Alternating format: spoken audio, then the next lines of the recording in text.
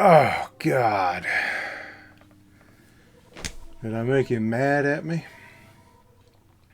Is that why he suggested this movie?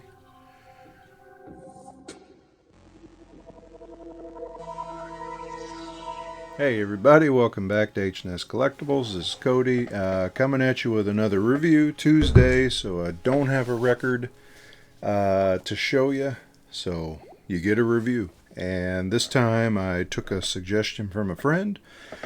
Ben over at the Cadaver Club recommended that I review the 1988 Godfrey Ho movie, Robo Vampire. So I'll see if I can throw up a picture of the cover here, maybe a picture of Robo Tom, I guess, if you want to call him. This movie was 1988, so on the heels of RoboCop, these people decided they wanted to try to do a RoboCop of their own, ripoff, if you want to call it that. I can't. Ripoff does not even begin. This is an insult to the word ripoff. What you'll see here. So it's God. I can't even explain it. It's two movies in one. There's two different things going on that the editor tried to throw into one movie. I don't know if somebody just had two 40-minute movies that they could not flesh out, so they decided to try to stitch them together Frankenstein style, but that is exactly what we got here. Basically, one half of the movie, and I hate to even say half, one thread of the movie intertwined with the other thread is kind of a basic cops versus bad guys, drug dealer kind of movie. A lot of shooting, a lot of screaming, and then the other half is this the thing with the Robo guy and the vampires. There's a drug dealer who, and this movie's dubbed too, and even the people who you can tell by the movement of their lips that we're speaking English have been dubbed. So I assume whoever did this did not keep the original audio, so everything is dubbed. And this drug dealer sounds a lot like Mr. Burns, kind of. It's just this awful voice work, which kind of made me laugh right off the beginning. He has hired a wizard, a magician, some kind of a kung fu sorcerer dude, to help him smuggle drugs in vampires' coffins. I had a lot of trouble following just what in the hell was going on in this movie. And really in the end, I just ended up reacting to the insane visuals and sequences. So the main vampire comes to be. The other ones are just kind of white face, black around their eyes, look a lot like the henchmen in Temple of Doom. Where the guy gets his heart ripped out. Those guys up on the stage that are assisting the whatever his name was, Malaram. Yeah, just some face paint on these kind of typical vampires. And then we have, I guess, what you would call the chief vampire.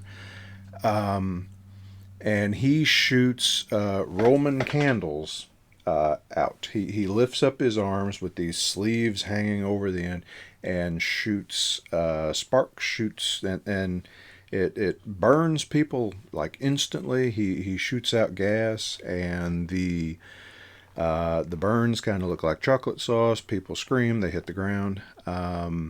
Anyway, they're moving drugs somewhere. I think it was drugs. I don't know what they were doing. And the head vampire guy that looked a lot like a gorilla mask. He's kind of got a hood, and you just see this mouth, and it really looked like a gorilla mask. He ends up fighting this one cop and killing him. So they take him back, and they just turn him into a like Robo cop kind of thing.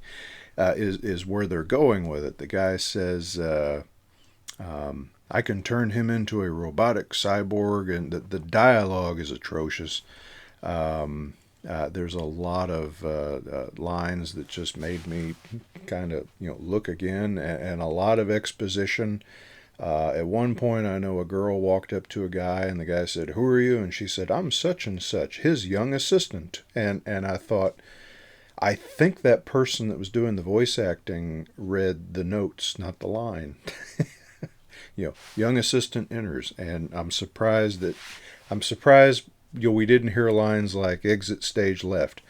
Um, yeah, just crazy. But anyway, the guy gets up off the table. I'll back up. I think the thing I laughed at the hardest, that I actually called my son in the room.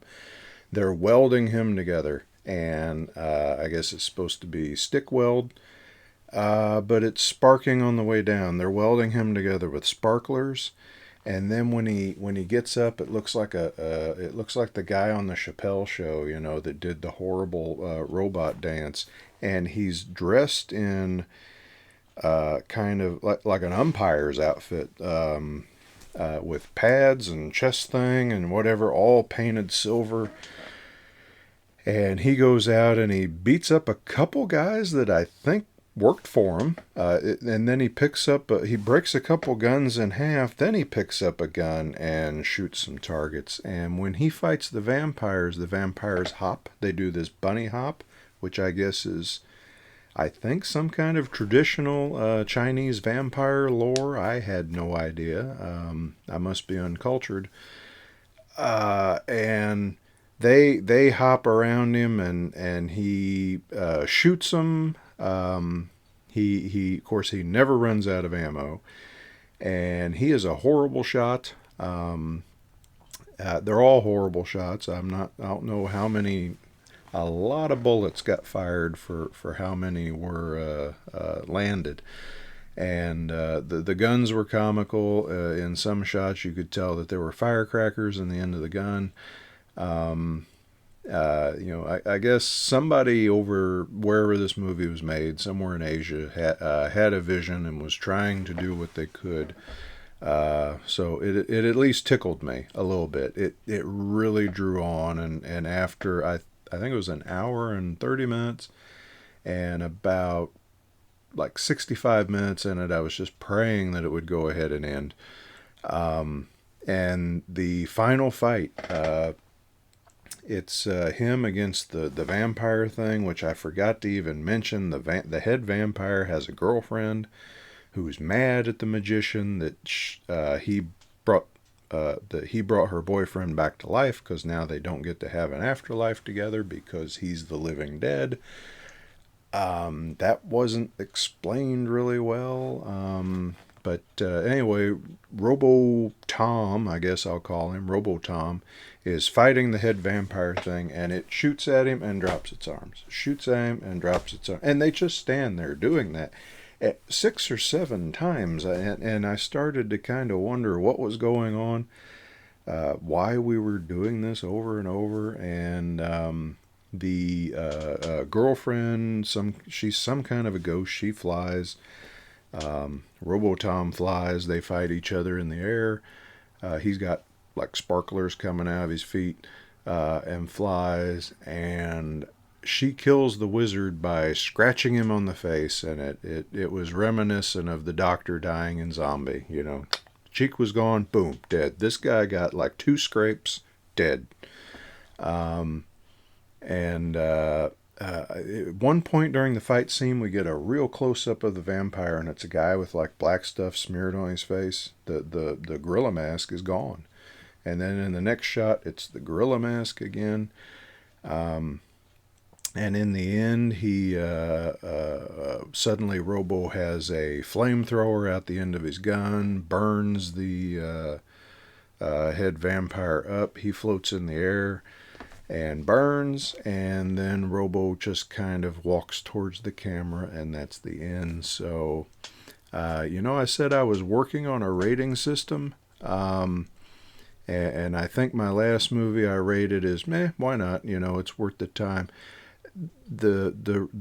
my rating for this, I think, is like, holy jumping Jesus. I'm you know what's a minute of your life? What's a minute of your life worth? I just spent 90 of them on this.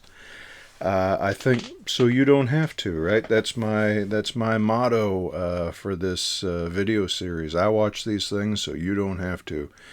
But hey, it's on Amazon Prime.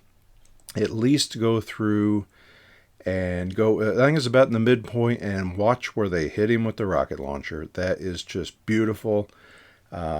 It's him standing there in the silver umpire outfit, and a sudden jump cut to a man made out of aluminum foil that blows apart, and then we go to the guy with the rocket launcher, and then we jump back to, again, the guy in the umpire outfit, and then a sudden jump cut to a man made out of aluminum foil that burst into flame. So we got two explosions off of one rocket. Yeah, this is cheesy. It does not get much more cheesy than this. The voice acting, the old English dubs of the Godzilla movies are, Oscar contenders compared to this thing. Any Italian zombie movie definitely beats them for acting.